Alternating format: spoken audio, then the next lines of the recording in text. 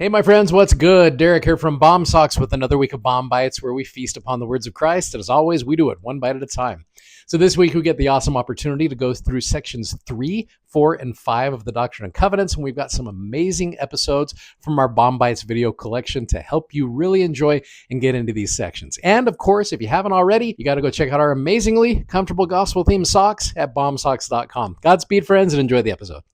So for this week of Bomb Bites, for chapters 3, 4, and 5, I would recommend reading chapter 5 of Saints. Chapter 5 is called All is Lost. That's going to give you tons of context of helping you this week. In fact, I'm going to fill in a little bit as we're going through this week. So that's going to help you a lot. It's a story that many people are familiar with, but I love the way Saints fills in some of those gaps here and gives you a little bit more into the characters of some of these individuals. For example, let me introduce you to Mr. Martin Harris right here. Here's Martin.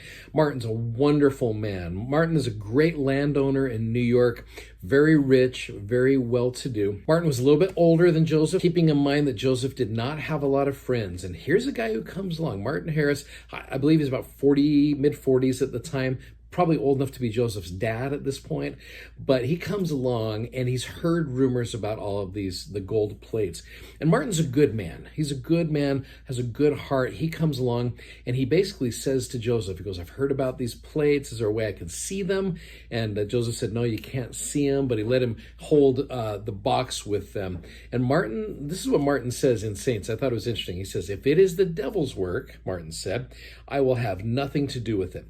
But if it was the Lord's work, he wanted to help Joseph proclaim it to the world. So Martin financially wanted to do things to help out Joseph, but he wanted to make sure that if he was investing his money, he wanted to make sure this is definitely of God. So Martin goes home and he prays about this and gets a feeling that this is in fact from God. At the time, Joseph is a newly married. They've been married about a year or so, and has got some debts he's trying to pay off. Martin goes to Joseph and pays $50, just says, give $50 to him, which is a lot of money back then.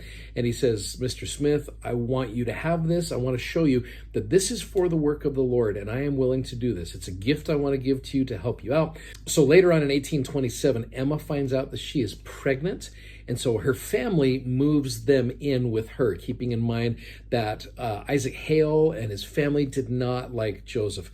And they were trying to do translating at the time. Emma was helping translate for Joseph at this time. Emma was sick here and there, and not a lot was getting done.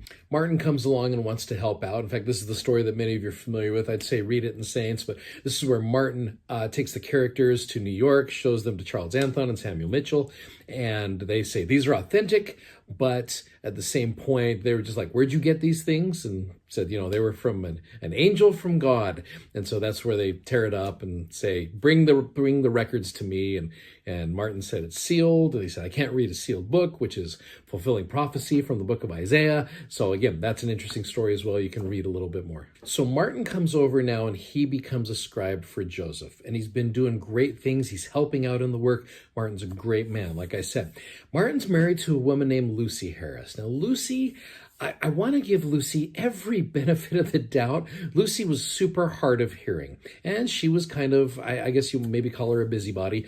She wanted to be involved in everybody's business, and because of her lack of hearing, she often had a hard time understanding conversations. She was constantly thinking that people were talking about her, and so Lucy kind of became pretty untrustworthy. So she kind of barged into the Smith's home. She's rooting through stuff. She wants to see these plates, because she sees how Martin is giving a lot of time, a lot of effort, a lot of money to this, and she just doesn't like this. And so that's where a lot of this stems from, where Martin ends up with these 116 manuscript pages. Lucy and a few others just they want to see what Martin is doing. Let me take you to Saints here and show you what it says. So it says, one day, Martin asked Joseph for permission to take the manuscript to Palmyra for a few weeks. Remembering how Lucy had acted when she visited the house, Joseph was wary of the idea, yet he wanted to please Martin, who had believed in him when so many others had doubted his word. I totally understand where Joseph's coming from there. Unsure what to do, Joseph prayed for guidance, and the Lord told him not to let Martin take the pages. But Martin was sure showing them to his wife would change things, and he begged Joseph to ask again. Joseph did so, but the answer was the same. Martin pressed him to ask a third time, however, and this time God allowed them to do as they pleased. That's where it gets tough here. Joseph told Martin he could take the pages for 2 weeks if he covenanted to keep them locked up and to show them only to certain family members. Martin made the promise and returned to Palmyra, manuscript in hand. After Martin left, Moroni appeared to Joseph and took the interpreters from him. So during this time period, Joseph's under a lot of stress. Emma gives birth to a baby boy, and it's a horrible labor. The baby only lives for a few hours and passes away. They name him Alvin after Joseph's beloved brother Alvin. And Emma is just sick. During this time period, they were fearful they were going to lose Emma as well.